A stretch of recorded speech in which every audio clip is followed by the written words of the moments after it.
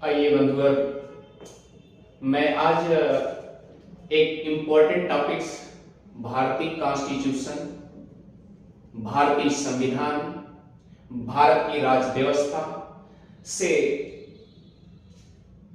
उद्धृत या उल्लेखित आखिर भारतीय संविधान में क्या वजह थी मूल अधिकार की।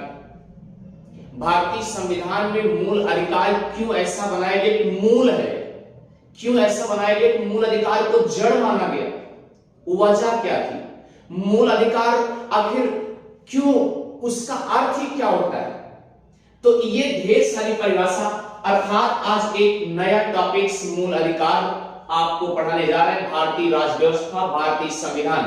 तो प्यारे एक चीज ध्यान दीजिएगा, मूल अधिकार एक आपको चैप्टर मिलेगा भारतीय संविधान में जो कि वेरी वेरी इंपॉर्टेंट है, जिसे बोलते हैं फंडामेंटल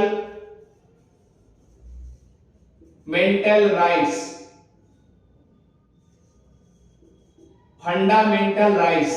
अब अगर आपसे कोई पूछे प्यारे कि अधिकार क्या है, अधिकार क्या है, राइट्स क्या है, तो एक चीज आप ध्यान दीजिए, राइट्स क्या है, अधिकार क्या है, राइट क्या है आपका, किस तरीके से सत्य राइट एंगल में चलेंगे आप, ठीक है।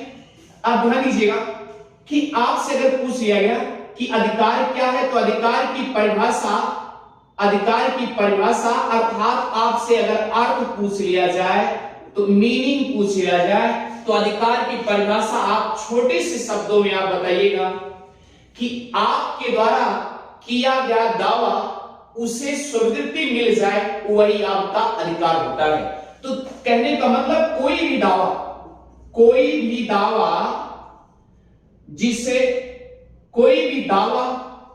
करने के बाद जब स्वीकृति मिल जाती है तो वही होता है क्या प्यारे, अधिकार होता है। क्या होता है, अधिकार होता है। अब आप समझ आ गया, जैसे आपने दावा किया क्या कि विनोद सर आप मेरा पेन लिए, और मैंने क्या किया, आपने कह दिया विनोद सर आप पेन लिए, हमने कहा ठीक है भैया लिए, लीजिए, मैंने आपको पेन दे दिया, तो आपका अधिकार था। कहने का मतलब कोई भी दावा करने के बाद स्वीकृति मिल जाए तो वह क्या है, अधिकार है। तो आपने दावा किया कि विनोद सर मेरा पेन लिए, मैंने आपको पेन दे दिया, वो आपका अधिकार था, आपका पेन था और मैंने आपको सौंप दिया, तो अधिकार के रूप में कन्वर्ट हो गया। अब प्रश्न उठता है कि अधिकार कितने प्रकार के होते हैं प्यारे, तो अधिकार कितने प्रकार के होते हैं, 3 प्रकार के होते हैं। कितने प्रकार के अधिकार, 3 प्रकार के होते हैं, ठीक है। अब आपके मन में उठना चाहिए 3 प्रकार, ठीक है, ध्यान दीजिएगा।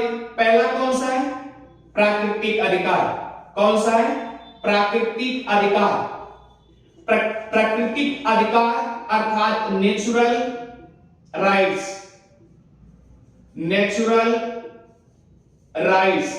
अब आपके मन में उठना चाहिए कि नेचुरल प्राकृतिक अधिकार क्या होता है, तो जो प्रकृति के द्वारा मिला हो, जो प्रकृति के द्वारा मिला हो। अब भैया याद रखिए, हम सब जिंदगी में आए हैं तो कुछ न कुछ प्रकृति के द्वारा हमको मिला है ना, प्रकृति दे रही है हमको। तो प्रकृति क्या दे रही है, जैसे सांस लेना, ठीक, या जीवन जीना, ये क्या है, प्रकृति के द्वारा मिला हमको। यानी कि प्राकृतिक नेचुरल राइट्स क्या है, जो प्रकृति के द्वारा मिला हो। और हमको स्वाभाविक सी बात, अगर धरती पे जन्म लिए हैं, हमको प्रकृति ने क्या क्या अधिकार दिया है। मेरा दावा क्या है, जीने का क्या है, सांस लेना, जीवन लेना, ये मेरा क्या है, एक अधिकार मिला है। किसके द्वारा मिला है, प्रकृति के द्वारा मिला है। अब दूसरा क्या है प्यारे, दूसरा है मानवाधिकार। क्या है, मानवाधिकार। आप देखिए, मानवाधिकार अर्थात इसका मतलब ये कृत्रिम होगा, जो मानव द्वारा बनाया जाएगा। अब प्रश्न उठता है कि मानव, अगर ये कृत्रिम है, कृत्रिम राइट्स है, ये कृत्रिम राइट्स, कृत्रिम अधिकार है प्यारे, तो इसका मतलब क्या है, मानव द्वारा बनाया गया होगा। अच्छा, मानव द्वारा बनाया गया है। अच्छा, अब प्रश्न उठता है कि मानव कहां कैसे बना, ये प्रश्न उठता है ना। तो मानव द्वारा जो बनाया गया है ये संयुक्त राष्ट्र संघ द्वारा बनाया गया है। किसके द्वारा? संयुक्त राष्ट्र संघ द्वारा बनाया गया। इसकी स्थापना भी की गई 10 दिसंबर 1948 को। इसीलिए प्रत्येक वर्ष क्या करते हैं, 10 दिसंबर को हम मानवाधिकार के रूप में मानते हैं। किसके रूप में? मानवाधिकार के रूप में मानते हैं। अब सुना गया। अब सवाल यह है कि कृत्रिम अधिकार जो है मानव द्वारा बनाया गया है, लेकिन किसके ऊपर? मानव के ही लिए बनाया गया, क्योंकि मानवाधिकार कृत्रिम है, मानव ने ही बनाया। एक संस्था के द्वारा लॉन्च किया गया, और लॉन्च किया गया वह भी बताया गया कि यानी दुनिया में, यानी संसार में जितने देश हैं सबके ऊपर यह अधिकार, सभी नागरिकों के ऊपर, यानी मानव होने के नाते हमको अधिकार सौंपा गया है। क्लियर? आई बात सुना? यानी मानव, अगर हम मनुष्य हैं तो मनुष्य द्वारा एक संस्था, यानी संयुक्त संस्था क्या थी? मानवाधिकार। कहां थी? संयुक्त राष्ट्र संघ द्वारा हमको एक मानव होने के कारण हमको एक अधिकार सौंपा गया है। तो ध्यान दीजिएगा, दुनिया में जितने देश हैं सभी नागरिकों के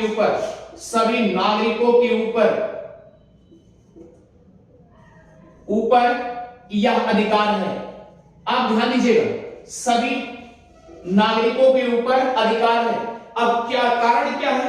क्योंकि हम मानव हैं, मानव के कारण हमको क्या कर दिया गया? अधिकार सौंप दिया गया, मानवाधिकार। और ध्यान देना, इसकी कंडीशन क्या है? यह देश, काल और समय या परिस्थिति से परे। मतलब ऐसा नहीं है किसी देश को दे दिया गया, वहां देश में जो नागरिक है उसको मानवाधिकार दे दिया गया, हमारे इंडिया में नहीं दिया गया, ऐसा कुछ नहीं कहा गया ना। यानी कहने मतलब समय में कोई कंडीशन नहीं, सबके लिए सभी मानव के लिए यह संयुक्त राष्ट्र द्वारा सौंपा गया है।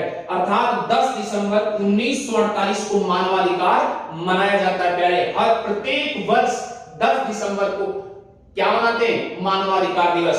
अब तीसरा क्या है प्यारे? अब तीसरा आप ध्यान दीजिएगा, तीसरा अच्छे से पकड़िएगा। तीसरा क्या है? तीसरा है संवैधानिक अधिकार। तीसरा क्या है? संवैधानिक अधिकार। आप ध्यान दीजिएगा, तीसरा क्या है? संवैधानिक अधिकार। संवैधानिक अधिकार। अब आपके मन में क्वेश्चन उठता होगा कि संवैधानिक अधिकार को 2 पार्ट में बांटा गया। ध्यान दीजिएगा, एक है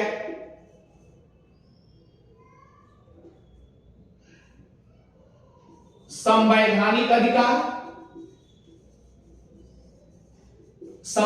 अधिकार और दूसरा है क्या है? विधिक अधिकार। अब विधिक अधिकार, सवाल ये उठता है, संवैधानिक अधिकार को 2 पार्ट्स में बांट दिया गया, एक संवैधानिक अधिकार और एक विधिक अधिकार। अच्छा ठीक है, अब देखिए संवैधानिक अधिकार वह होता है भैया, संवैधानिक अधिकार वह होता है जो संविधान के द्वारा, ठीक है, संविधान के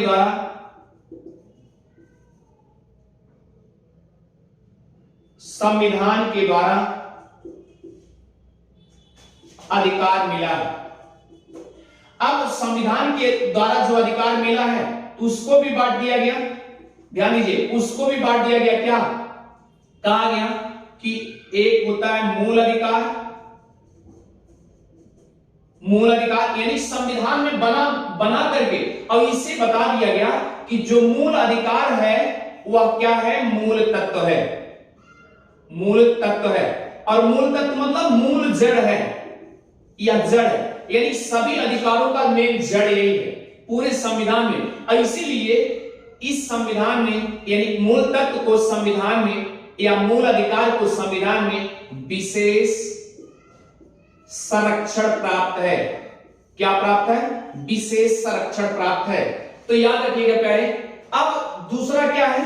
विधिक अधिकार। और विधिक अधिकार में हमने आपसे बता दिया कि विधिक अधिकार वह होता है जिसे विधि बना करके, अर्थात मूल अधिकार के अलावा इसे तो विशेष संरक्षण दे दिया गया, अब मूल अधिकार के अलावा इसको बांट दिया गया और भी संविधान में अधिकार है, तो और अधिकार को संविधान में बांट दिया गया, तो उसे विधिक अधिकार में बांट दिया गया।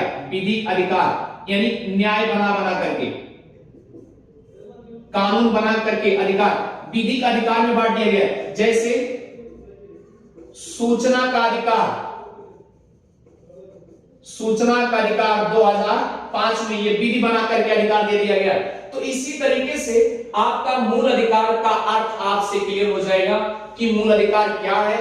तो यानी कोई भी दावा करने के बाद जो स्वीकृति मिल जाती है वह क्या होता है? अधिकार होता है। अब हमने आपको बता दिया कि मूल अधिकार क्या है।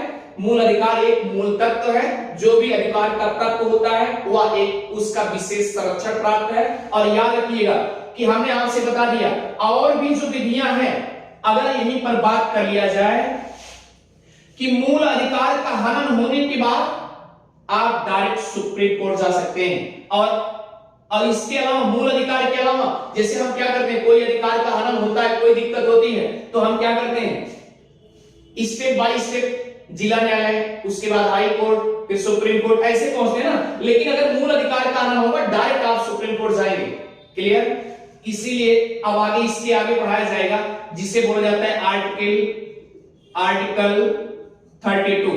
याद रखिएगा क्या है, यानी इसमें आर्टिकल 32 के तहत आप डायरेक्ट सुप्रीम कोर्ट जा सकते हैं मूल अधिकार का हनन होने के बाद। लेकिन विधिक अधिकार में आप क्या करेंगे? स्टेप बाय स्टेप चलेंगे। तो यही बात है मूल अधिकार, जिसे मूल अधिकार को क्या किया गया? संविधान द्वारा प्रदत्त किया गया, विशेष संरक्षण किया गया, इसे विशेष संरक्षण में रखा गया।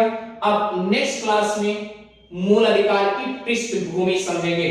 ठीक है प्यारे, थैंक यू।